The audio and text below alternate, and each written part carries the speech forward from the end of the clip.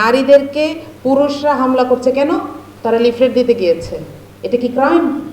একজন পুরুষ গতকাল খুব বিচ্ছিরি ভাষায় বলেছেন, আমি ওই শব্দটা বলবো না, আপনাদেরকে জাস্ট হিন্ট দিচ্ছি। তিনি বলেছেন ওই দলের ওরা প্রচারণা চালাতে আসলে এদের কাপড় খুলে রেখে দিবেন। কি কাপড় এটা সে বলেছে আপনারা জানেন। তাহলে কি আমাদের দেশের পরিবেশ পরিস্থিতি নারীর রাজনৈতিক মতাদর্শ প্রমাণের জন্য বা প্রকাশ করার জন্য ফেভারেবল, অনুকূল?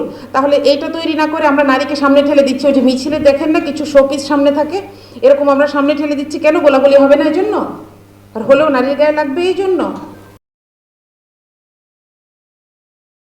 আমি কিছু অনুভূতি বলতে চাই, অর্থাৎ আমাদের ভাই শহীদ ওসমান থেকে আমি যে শিখেছি সেগুলো একটু শেয়ার করবো ইনশাআল্লাহ।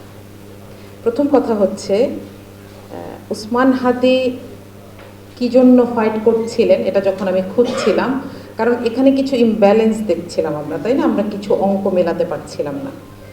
যেই ছেলেটা ফজরের পরে ইলেকশন ক্যাম্পেইন করে, সে তো ফজর পরে, রাইট? আবার সেই ছেলেটা রাতের বেলা একটা গানের অনুষ্ঠানে যায়। এটাকে আমি কিভাবে এক্সপ্লেইন করব? আমাদের মাথায় যে প্যাটার্নগুলো আছে এগুলোর সাথে মেলাতে পারছিলাম না। এবং দুর্ভাগ্যজনক হচ্ছে ওসমান হাদি বেঁচে থাকতে পারিও নাই। আমি বুঝতাম না, কিন্তু টান লাগতো, কেন জানি ভালো লাগতো। ওসমান হাদি চলে যাওয়ার পরে বুঝলাম ওসমান হাদির আন্দোলনটা ছিল আমার কাছে মনে হয় পোস্ট মডার্ন যে কলোনিয়ালিজম আছে আমাদের এখানে, সেইটাকে ফাইট করার জন্য একটা জায়গা তৈরি করার চেষ্টা করছিল। এটাকে আমরা বুঝি কিভাবে, এটা আমি খুব সংক্ষেপে বলবো। আগে বলেছি আমি জ্ঞানের কথা বলার এখানে অবস্থা নাই, এছাড়াও আমি ফিজিক্যাল সায়েন্সের ছাত্রী, সুতরাং আমি অনেক কিছু জানি, এটাও আমি বলবো না। আমি যখন খুঁজছিলাম যে এই প্যাটার্নগুলো কিসের সাথে মিলে, এই কাজগুলো কারা করে, বা হাদি কাকে উদ্দেশ্য করে কথাগুলো বলছেন, তখন দেখলাম পোস্ট মডার্ন কলোনিয়ালিজমের যে 4টা হাতিয়ার, সেটার সাথে তার বিদ্রোহগুলো মিলে যায়। এই 4টা হাতিয়ার কি আমার মনে হয় আপনারাও মেলাতে পারবেন। প্রথমটা হচ্ছে সাংস্কৃতিক সাম্রাজ্যবাদ। আপনি দেখেন আমাদের দেশে একটা ছোট বাচ্চাও জানে যে দুলাভাইকে কি ডাকতে হয়, জিজু বলে। কোত্থেকে শিখলো? আমরা শিখিয়েছি। আমরা কিন্তু সচেতন ছিলাম না, তখন সাংস্কৃতিক সাম্রাজ্যবাদ আমাদের ভিতরে ঢুকেছে। দ্বিতীয়টা হচ্ছে আমাদের একটা হাইব্রিড পরিচয় তৈরি করার চেষ্টা করছিল। আমরা যদি পয়লা বৈশাখগুলো দেখি ফ্যাসিস্টের আমলের, এবং সেইগুলোর সময়ে কলকাতার পত্রিকার নিউজের হেডলাইনগুলো যদি দেখি, তখন আমরা মেলাতে পারবো যে আমাদেরকে কার সাথে খুব মিলিয়ে দেওয়ার চেষ্টা করা হচ্ছিল। এত ভালোবাসা হলে পশ্চিমবঙ্গ আমাদের সাথে মিলে যেতে পারতো না? কই, আমাদেরকে তো কখনো কেউ এই প্রস্তাব দেয় নাই। তৃতীয়টা হচ্ছে ভাষা। ভাষার এখানে আমি আপনাদেরকে একটা জিনিস একটু দেখাতে চাই। আমার মনে হয় আপনারা এই পোস্টারটা দেখেছেন সোশ্যাল মিডিয়ায় অনেক বেশি, যে কিছু কিছু জিনিস, কিছু কিছু শব্দ, এগুলো ইনকিলাব মঞ্চ ব্যবহার করছে, এগুলোকে যেন আমরা আর ব্যবহার না করি, এরকম একটা মনে হয় দেখেছেন। আমি পড়ে শোনাবো, প্যাটার্নটা শুধু দেখালাম। এখানে আজাদিকে ক্রস দেওয়া, লাল ক্রস, আর গ্রিন টিক দেওয়া কিসে? স্বাধীনতা।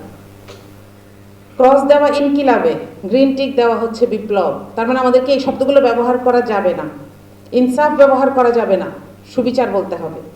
মজলুম বলা যাবে না, নিপীড়িত বলতে হবে। জালিম বলা যাবে না, নিপীড়ক বলতে হবে। মুলুক বলা যাবে না, দেশ বলতে হবে। কম বলা যাবে না, জাতি বলতে হবে। নয়া বন্দোবস্ত বলা যাবে না, নতুন ব্যবস্থা বলতে হবে। কি আশ্চর্য না? শব্দে কাদের অ্যালার্জি হয়? তাহলে হাদি কি করতে চেয়েছিলেন এটা আমরা না বুঝলেও যেখানে আঘাত হানতে চেয়েছিলেন তারা এটা বুঝেছে। এবং চতুর্থ জায়গাটা ছিল যে এটার একটা অন্তর্নিহিত প্রভাব থাকবে। দেখেন আমরা কি পড়ে কোর্টে যাচ্ছি, কি বই পড়ছি, সব ঠিক আছে, কিন্তু আমরা কথা বলছি কিসে, কাকে নিয়ে কথা বলছি? আজকে যদি বিকেলবেলা একটা গান বের হয়, আমি আপনাদেরকে গতকালের একটা উদাহরণ দিই। গতকাল ভারতের একজন শিল্পী তিনি বলেছেন তিনি আর প্লেব্যাক গাইবেন না। আমরা 1 ঘন্টার মধ্যে জেনে গেছি, সেটা নিয়ে কথা বলেছি। আমি নিজে অন্তত আমার সোশ্যাল মিডিয়ায় 100টা স্ট্যাটাস দেখেছি, রাইট? দেখেন আমাদের কাপড় বদলাতে হয় না, কাপড় ওদের মতন হতে হয় না, কিন্তু এই যে সাংস্কৃতিক সাম্রাজ্যবাদ, সেটার আমরা জেনে হোক না জেনে হোক আমরা এটা শিকার হয়ে যাচ্ছি। ওসমান হাদি এটা নিয়ে কথা বলেছিলেন, তাই না? এবার আমি সেকেন্ড আরেকটা বিষয় নিয়ে কথা বলতে চাই, সেটা হচ্ছে আমি একজন নারী, সেই পরিচয় জায়গাটা থেকে বলতে চাই। আপনারা দেখেছেন, আপনারা জানেন যে একটা সভ্যতাকে পুরুষ তৈরি করে, কিন্তু নারী কিন্তু সংস্কৃতিকে ধারণ এবং বহন করে, তাই না? সেই জন্য আমাদের নারীদেরকে সবসময় বিশেষভাবে আক্রমণ করা হয়, আমাদেরকে নারীদেরকে সবসময় বিশেষভাবে টার্গেট করা হয়।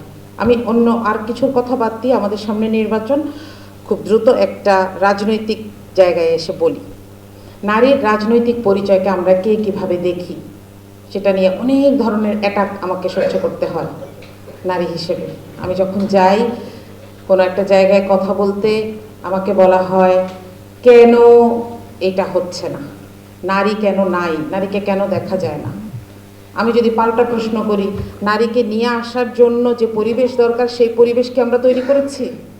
এইখানে আজকে থেকে আমি শুধু এক সপ্তাহে আপনাদেরকে 20টা ঘটনা বলতে পারবো। আমি শুধু জায়গাগুলোর নাম বলে দিচ্ছি, আপনারা খুঁজলে পাবেন।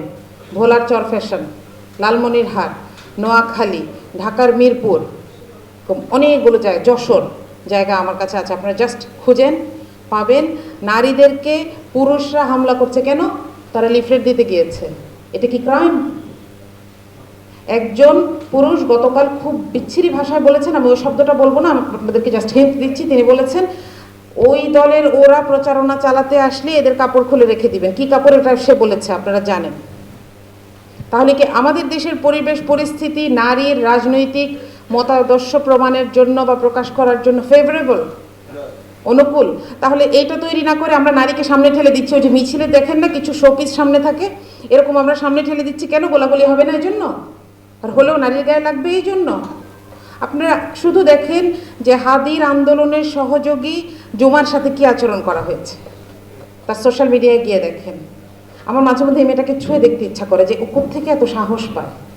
তাকে নিয়ে শুধু যে পরিমাণ ভিডিও বানানো হয়েছে, এই সবগুলো জায়গা ঠিক না করে আমরা শুধু ওই যে পাশ্চাত্য আমাদেরকে শিখিয়েছে যে নারীর রাজনৈতিক স্বাধীনতা আছে কিনা সেটা মাপার একটাই প্যারামিটার, তাকে প্রার্থী দিতে হবে।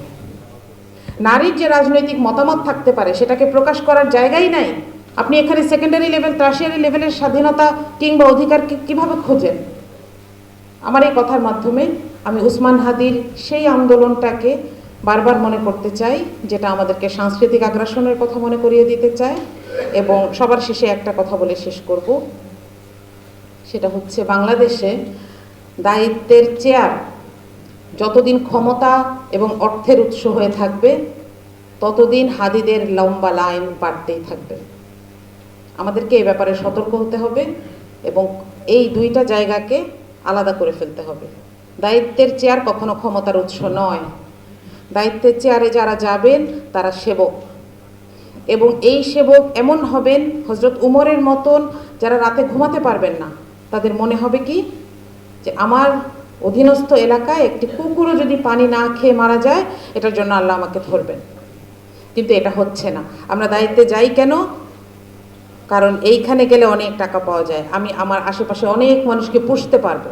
সুতরাং আমার চারপাশে অনেক মানুষ জমা হয় যারা নিজেরাও ক্ষমতার জন্য লালায়িত।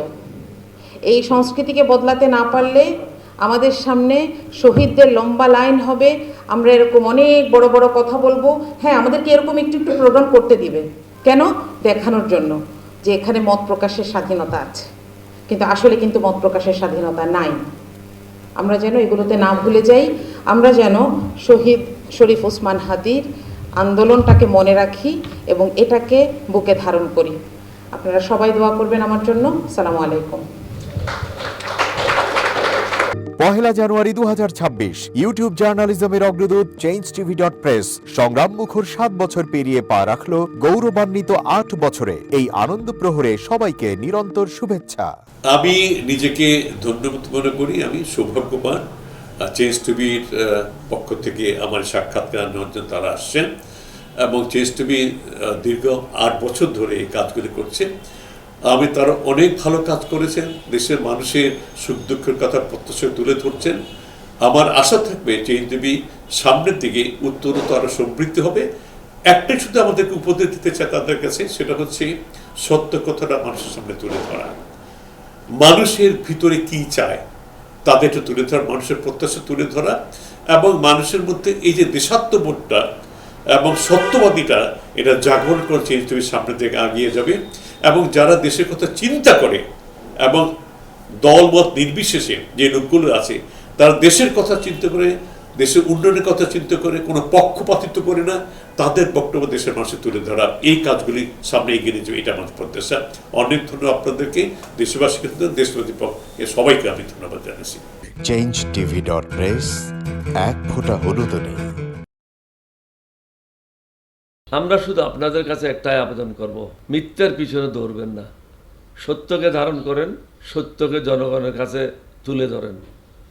সেটা যতই কঠিন হোক না কেন, পিছপা হবেন না, ভয়ের কোনো কারণ নেই।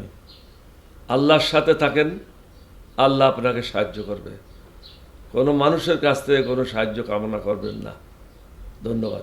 changetv.press, এক ফোঁটা হলুদও নেই।